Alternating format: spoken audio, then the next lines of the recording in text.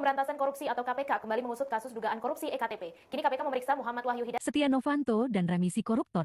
Keadilan atau kemunduran. Proyek EKTP yang seharusnya mempermudah administrasi kependudukan. Malah jadi skandal besar. Setia Novanto, yang saat itu menjabat sebagai ketua DPR, terlibat dalam penyalahgunaan anggaran. Akibat ulahnya, negara merugi hingga 2,3 triliun rupiah.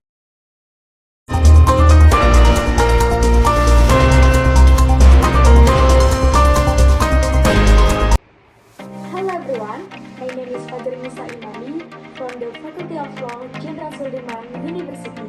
My study ID number is E1A025O30. And today, I would like to share my opinion on a corruption case. On this occasion, I will discuss one of the biggest and most influential corruption cases in Indonesia, namely the corruption case involving the Electronic Identity Card or EKTP project.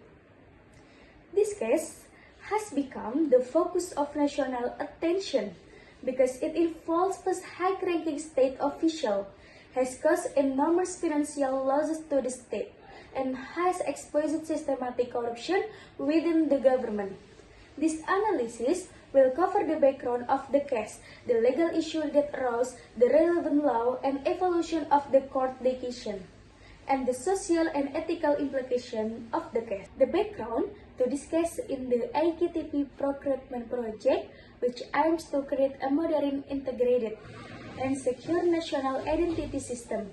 This project has a very large budget and is financed by state funds. The case began when law enforcement officials discovered budget irregularities, betraying, and the distribution of project funds to a number of official and private parties. As a result of this action, the state suffered significant losses. One of the main figures in this case is Setia Novanto, who at the time was the Speaker of the Indonesian House of Representatives and is suspected of having played an important role in the EKTP project. Is whether the dividend action, first, constituted abuse of authority due to his position, second, were carried out unlawfully, third, and caused financial losses to the state, and the last is fulfilling the elements of a criminal act of corruption under Indonesian criminal law. Based on positive law proposition in Indonesia, this case is regulated in Law number 31 of 1999 in conjunction with Law number 20 of 201 concerning eradication of corruption crime. In accordance with Article 2, Paragraph 1 of the Anti-Corruption Law, any person who unlawfully engages themselves or others to the detriment of state finance is punishable by law. In addition, Article 3 of the Anti-Corruption Law states that any person who abuses their authority due to their position or status to the detriment of state finance is also punishable by the law.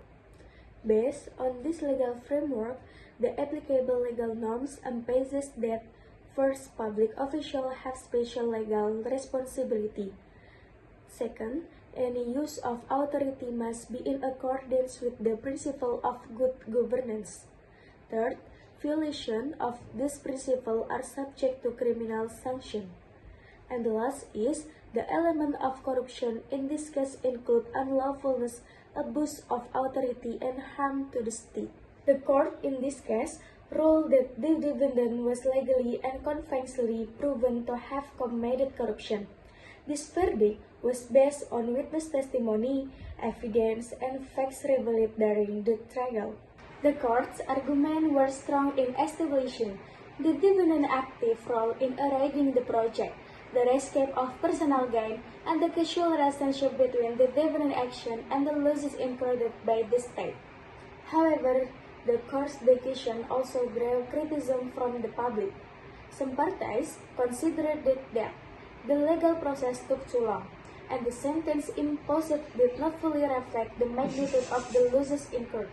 Nevertheless, legally speaking, this verdict can be considered in accordance with the principle of criminal law, as the elements of the crime of corruption have been clearly proven. The AKTP corruption case has had far-reaching social implications.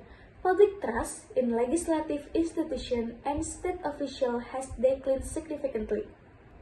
On the other hand, this case also reinforces the importance of the principle of equality before the law, namely that everyone, including high-ranking state officials, can still be held legally accountable. In conclusion, the AKTP corruption case is a clear example of how abuse of power can harm the country and undermine public trust.